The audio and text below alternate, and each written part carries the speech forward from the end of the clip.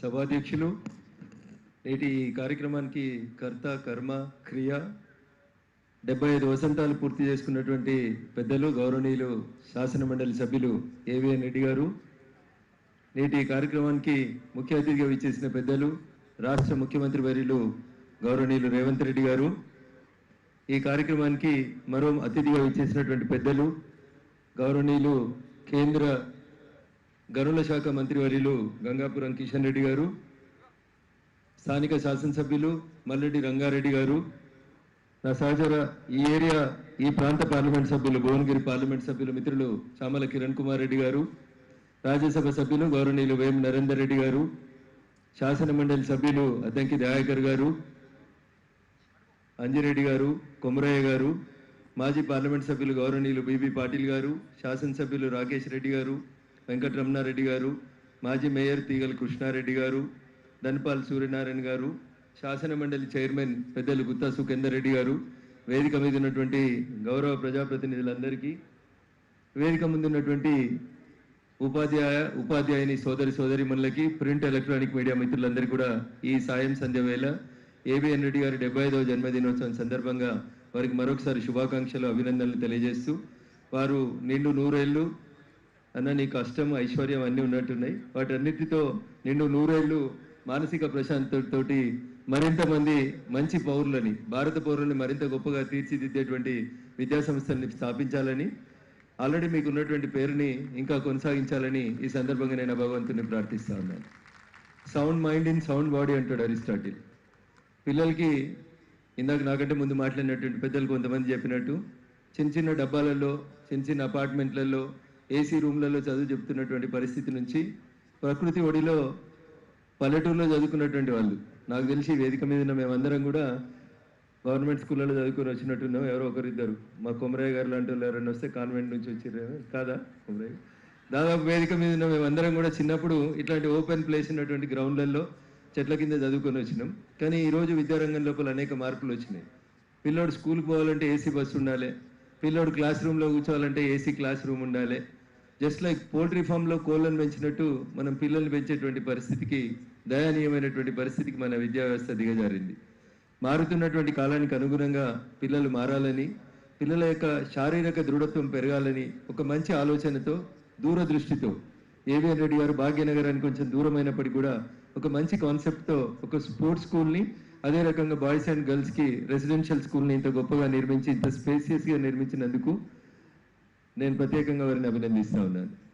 ఏ దేశంలో అయినా విద్య వైద్యం ఈ రెండు కాస్ట్లీగా అయిపోయినప్పుడు ప్రజలకు అనేక రకాలైనటువంటి ఇబ్బందులు వస్తూ ఉంటాయి.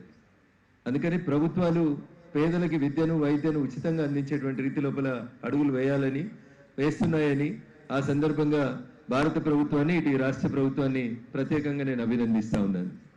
ఇకపోతే వేదిక మీద చాలామంది పెద్దలు ఉన్నారు, కానీ నా వృత్తి ఉపాధ్యాయ వృత్తి నుండి నేను రాజకీయాలకు వచ్చినటువంటి వ్యక్తిగా దాదాపు 1500 మంది నా ఎక్స్టెండెడ్ ఫ్యామిలీ ఉన్నారని చెప్పి ఏవిఎన్ రెడ్డి గారు చెప్పినారు. కాబట్టి మా ఉపాధ్యాయ మిత్రులందరికీ నాది ఒకటే ఒక విజ్ఞప్తి, దయచేసి అరిస్టాటిల్ చెప్పినట్టు సౌండ్ మైండ్ ఇన్ సౌండ్ బాడీతో పాటు స్వామి వివేకానంద గారు చెప్తారు, the destiny of a nation is decided in the 4 walls of classroom. ఏ దేశ భవిష్యత్తు అయినా తరగతి గది యొక్క 4 గోడల మధ్యలో నిర్మించబడుతుంది అని చెప్తారు. ఎవరైనా తప్పు చేశారు అనుకోరు పిల్లోడు, లేదా మేము తప్పు చేసినా ఎవడరా నీకు చదువు చెప్పినాడు అంటారు. కాబట్టి అందుకని చదువు చెప్పే మా సార్లందరికీ నేను సవినయంగా చేసేటువంటి విజ్ఞప్తి, the destiny of a nation is decided in the 4 walls of class room. ఎవరికైనా ఒక గురువు ఉంటాడు, ఆ గురువుని ఆదర్శంగా తీసుకునే విద్యార్థులు ఎదుగుతారు. కాబట్టి దయచేసి ఎవరైతే 1500 మంది ఇక్కడ మా ఏవిఎన్ రెడ్డి గారు ఎక్స్టెండెడ్ ఫ్యామిలీ ఎవరైతే ఉన్నారో వారికి మరింత మంచి పేరు రావాలని, మంచి విద్యార్థులు మీరు తయారు చేయాలని, సమాజానికి విద్యను అందించేటువంటి గురువులుగా మీకు అందరికీ కూడా మరొకసారి సవినయంగా అప్పీల్ చేస్తూ, నాకు ఈ అవకాశం ఇచ్చినటువంటి వేదిక మీద ఉన్నటువంటి గౌరవ పెద్దలందరూ కూడా మరొకసారి కృతజ్ఞతాభివందనాలు తెలియజేస్తూ సెలవు తీసుకుంటా ఉన్నాను. జై హింద్, జై Bharat. Thank you for your wonderful words, sir. May I respectively invite Sri G. Kishan Reddy Garu, a distinguished union minister and a seasoned leader known for his dedicated service to the nation. I request you to kindly grace the stage, sir.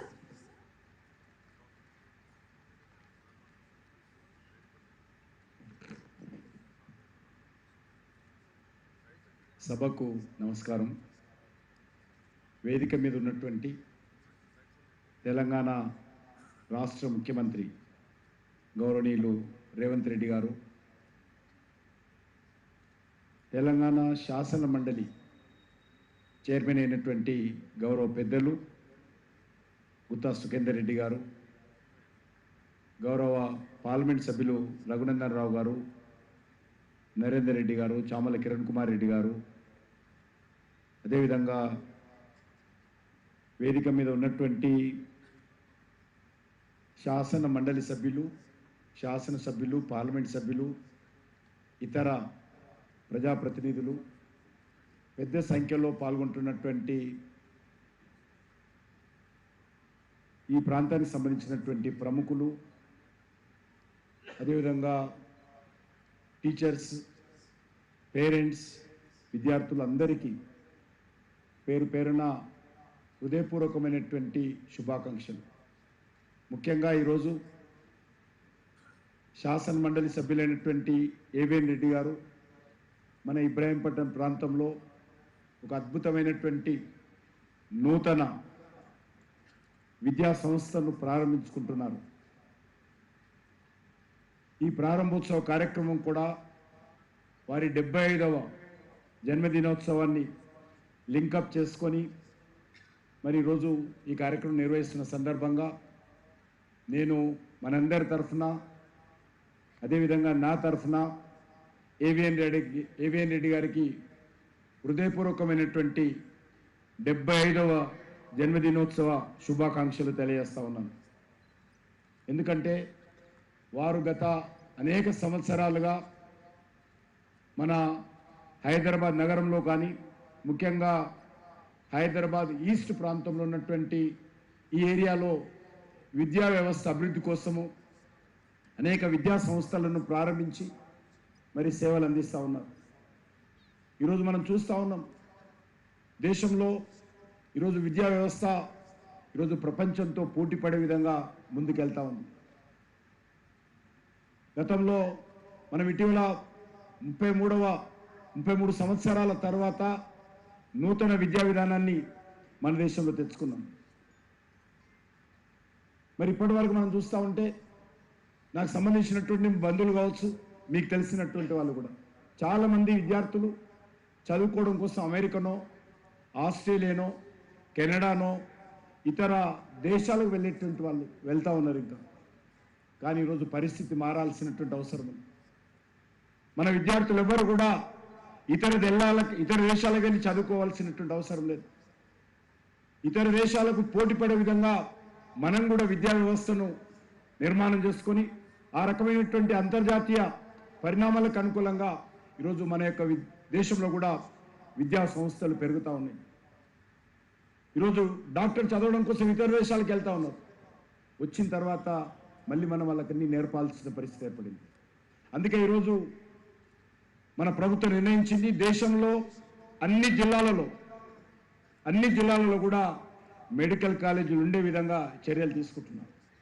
అనేకమైనటువంటి medical కాలేజీలు వస్తూ ఉన్నాయి. అదేవిధంగా మెడికల్కి సంబంధించినటువంటి PG సీట్లు పెరుగుతూ ఉన్నాయి. Universities, కొత్త యూనివర్సిటీ వస్తూ ఉన్నాయి, డీమ్డ్ యూనివర్సిటీస్ వస్తూ ఉన్నాయి.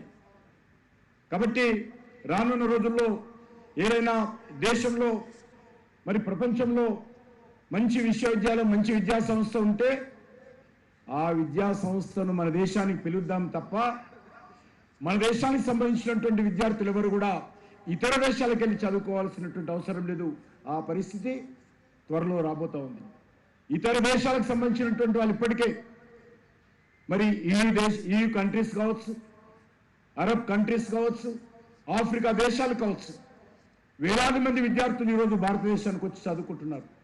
మన యొక్క సెంట్రల్ యూనివర్సిటీ తీసుకున్నా, మన యొక్క ఉస్మానియా విశ్వవిద్యాలయం తీసుకున్నా, లేకపోతే అనేక విశ్వవిద్యాలయాలు దేశంలో ఇతర దేశాలకు సంబంధించినటువంటి విద్యార్థులు మన దేశానికి వస్తూ ఉన్నారు. ఇది పెరగాల్సిన అవసరం ఉంది. అందుకే ఈ సందర్భంగా నేను మన తెలంగాణ ప్రజలకు కోరుతా ఉన్నాను, మీరు మీ పిల్లలను ఎవరు కూడా ఇతర దేశాలకు పంపించేటువంటి మరి ప్రయత్నం, ఇబ్బందులకు గురై చేయకూడదు. చాలామంది మనకు తెలుసు, మిడిల్ క్లాస్ ఫ్యామిలీస్ అప్పులు చేసి, ఆస్తులు అమ్ముకొని ఇతర దేశాలకు పిల్లలను పంపిస్తూ ఉన్నారు చదువు కోసం. కానీ ఆ పరిస్థితి మారింది. ఈరోజు మన దేశంలో కూడా ఇతర దేశాలకు తల్లదన్నటువంటి మంచి విద్యా సంస్థలు మన దేశంలో వచ్చాయి, రాబోతున్నాయి కూడా. కాబట్టి మన దేశంలోనే ఆ విద్యా సంస్థల్లో చేర్పించేటువంటి ప్రయత్నం చేద్దాం. పరిస్థితి మారుతుంది, అనేకమైనటువంటి విద్యా విధానంలో మార్పులు వస్తూ ఉన్నాయి. ఆ విద్యా విధానంలో వచ్చేటువంటి మార్పులకు అనుకూలంగా మన విద్యా వ్యవస్థను కూడా ముందుకు తీసుకెళ్లేటువంటి ప్రయత్నం చేస్తాము. అందులో భాగంగానే ఈరోజు మరి అందరికీ అందుబాటులో ఉండేటువంటి విద్యా వ్యవస్థ తీసుకురావాల్సినటువంటి అవసరం ఉంది.